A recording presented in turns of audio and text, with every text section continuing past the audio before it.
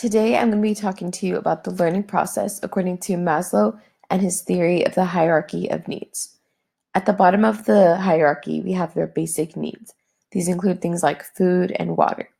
Once we have those needs is when we can move on to the second step, which is safety needs and things like security.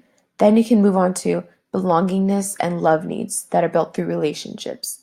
Next, you can move on to esteem needs and the need to feel recognized for your accomplishments. Once you have that met, and only when you have those met, is when you can move on to self-actualization.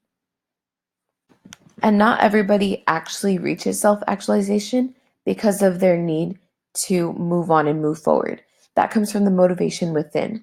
Some people aren't motivated because they don't feel the need to change.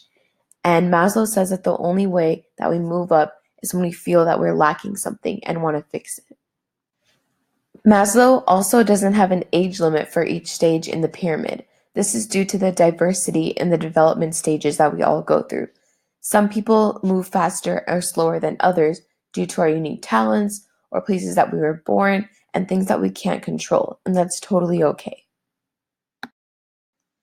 Students can also be diverse in their learning, which means that I as a teacher have to understand that if I give somebody a packet or a picture or I just speak to them the instructions, not every student is going to soak in the information the same way, which means I have to include a variety throughout my lesson.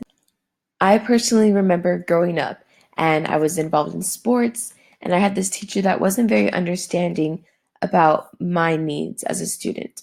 And I know that as a teacher, I want to take into consideration the talents that other students are bringing into the table. Yet, I have also had an excellent teacher who was aware of my needs and also knew that a freshman going through a lot of changes physically and mentally needed the proper support. So she actually opened up a club that we were able to confide in each other during these times.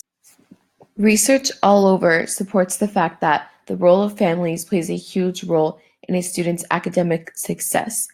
Family is what brings belonging and security, physical nurturement, encouragement, and growth in a student's life, and is able to push them onto the higher levels in the Maslow's hierarchy. Since I know that supporting your child is extremely important, I've included a few of these tips and tricks that you can try at home in order to really concentrate on pushing your child to the best of their abilities, whether it be taking a few moments to go outside and take a walk or rewarding them for their great behavior.